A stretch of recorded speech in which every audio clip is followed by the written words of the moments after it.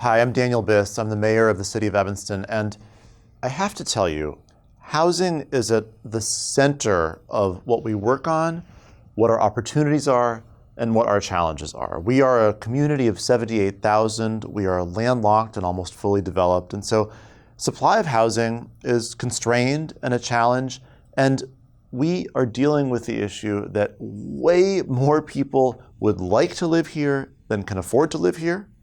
And even more importantly, many people who live here, who have generations old roots here in Evanston, are having difficulty affording staying. And so that first problem makes it very difficult for us to be what we could be culturally and socially and communally and economically. And that second problem is really fundamentally threatening our socioeconomic diversity that is really a hallmark of what Evanston has always sought to make itself be. So this is not a new collection of challenges. It's something that our current city council and city councils before ours have been working on, and we've done a number of exciting things. In the recent years, we've allowed, as of right, the construction and utilization of accessory dwelling units.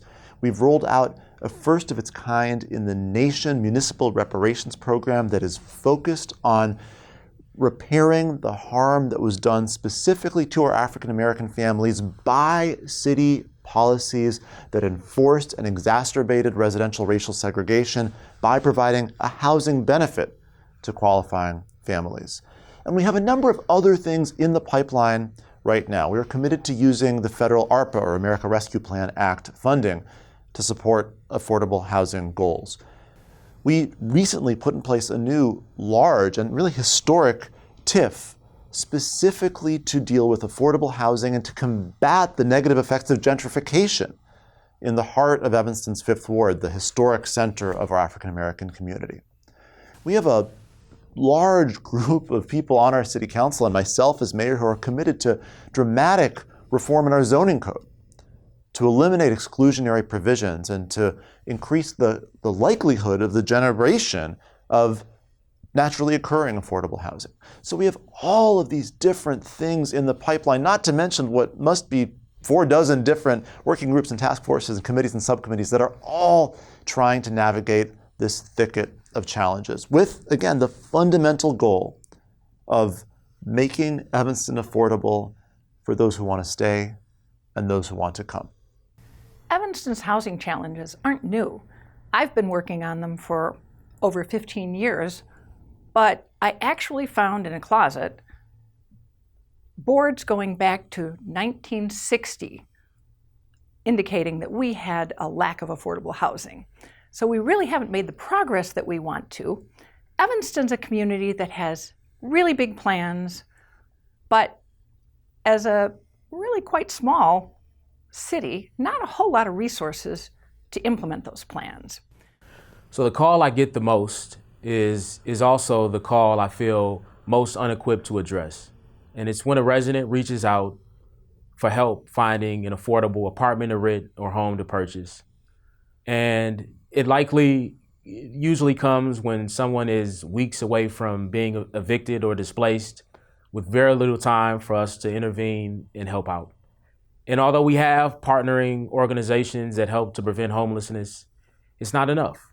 We don't have nearly as many affordable units as we need, and we are falling behind on this issue. We have really, really strong involvement from the community to address our housing needs.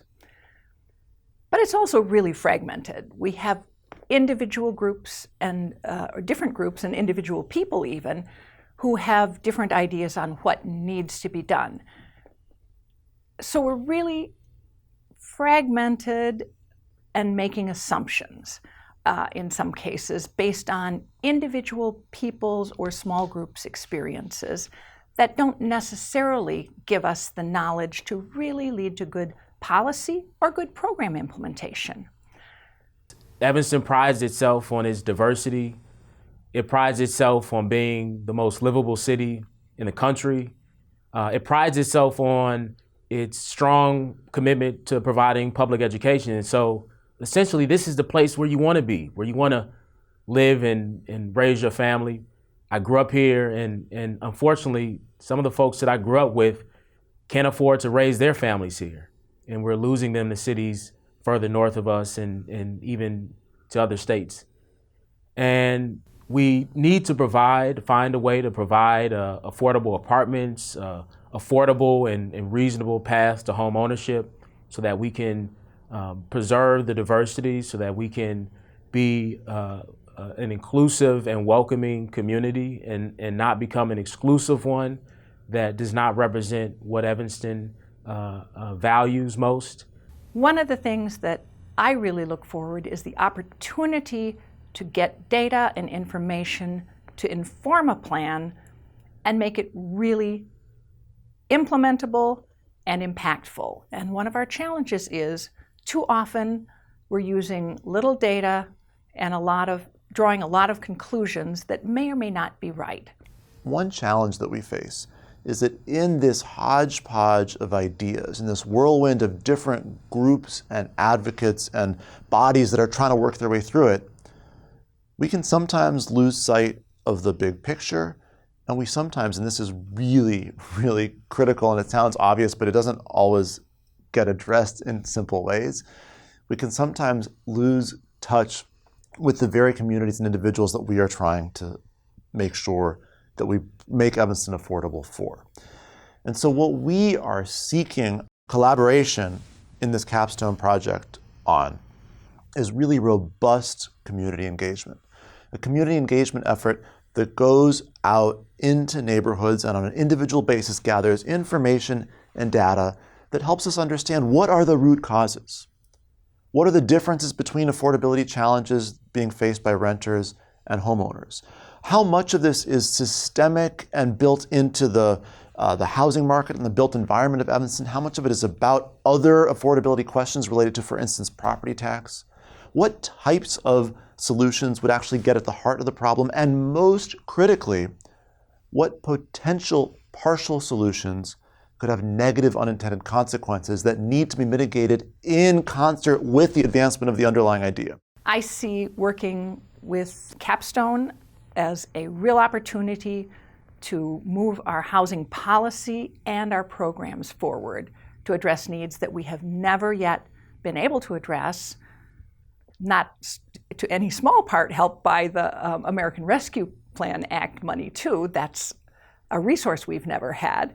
But I think that it's something that will make the biggest single change in our ability to address our housing problems, bigger even than our neighborhood stabilization program grant that we got after the foreclosure crisis that only addressed one specific need and really look holistically at our housing needs.